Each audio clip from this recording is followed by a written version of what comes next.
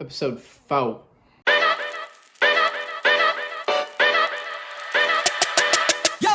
So what I'm doing for Archi this week is hiring.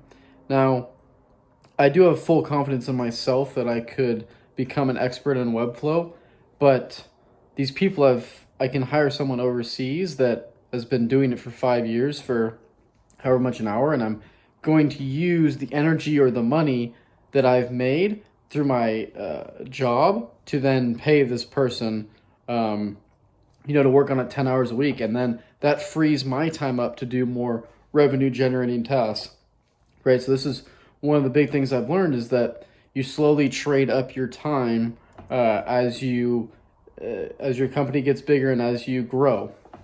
And I find myself in a situation where my biggest revenue generating task is my sales job at the moment.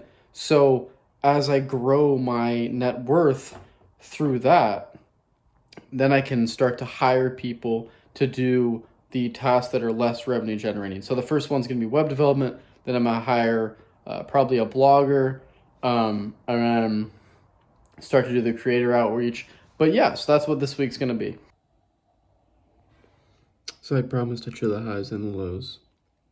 And wake up this morning, 4 a.m., my time to do Archi, and Wi-Fi doesn't work. Spectrum. Outage. Whatever.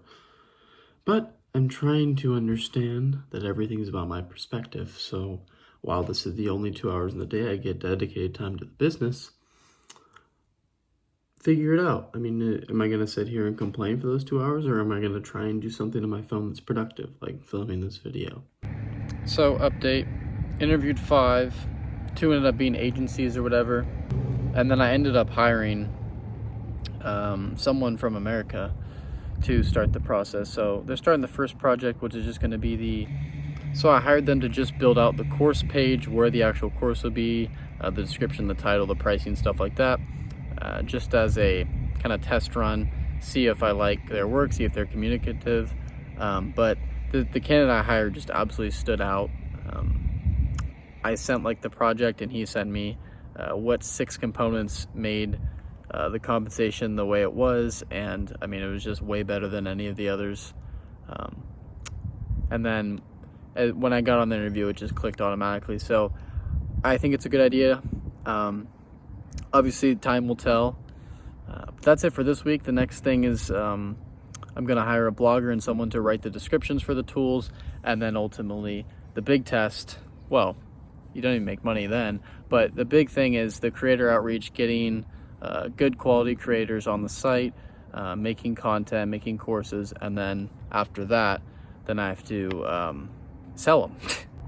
Just to add on, I kind of gave him full access just to the site automatically. There's an element of trust to it, a component where I just wanted to show that I trusted him. But in a sense, it's good for that reason, and I'm seeing patterns that would lead me to believe that this guy is a stand-up guy and will do a great job. So if he doesn't do a great job, or he screws me, or something else happens, then I'll learn from the mistake and learn the patterns of it.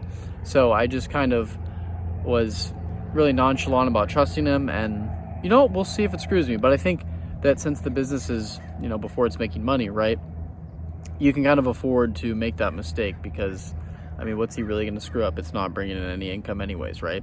So then down the line, I will have to be more careful with that. So for my sales job, I just did my income and expenses for the month, and I raked in about $4K this month, hoping to get that up to 4.5, 5 for next month. But the sales job is so easy because it's remote and no one's really paying attention to what I do. They just see the messages I send. So while I'm working, I'm listening to podcasts and different types of music. But I kind of wanted to use this time to bring up that the mind is so programmable. When you're listening to rap and you're listening to all these things, you kind of have to understand what they're saying and how those thoughts are lingering in your mind and how they affect your actions. So if the guy's singing about shooting people, well, now those thoughts are in your mind. But if this guy is singing about self-development and improving and becoming unstoppable, shit like that, then music isn't bad. It's just the type of music you listen to. So podcasts aren't bad, but if you're listening to some random bullshit, then yeah, it's a waste of your time. But the thing that I always come back to is, okay, is it taking me away from my goals? So if your goal is to, say, make money, and this person is explaining to you why you should get a 9-to-5 job, then it's a direct adversary to where you want to go. So you're programming your mind to believe the opposite of where you want to go. So that's kind of how I view consuming content. I do believe that if you want to make money, you have to switch to become a producer, but I don't necessarily think you have to turn off consuming all the way. Mr. Beast says he consumes a ton of content, PBD, a bunch of people in a bunch of different industries. It's just the type of content that you're consuming, and does it help you learn more to get to your goal, or is it subtracting? And most of the time, if it's not adding, it's subtracting because it's wasting your time. So that's it.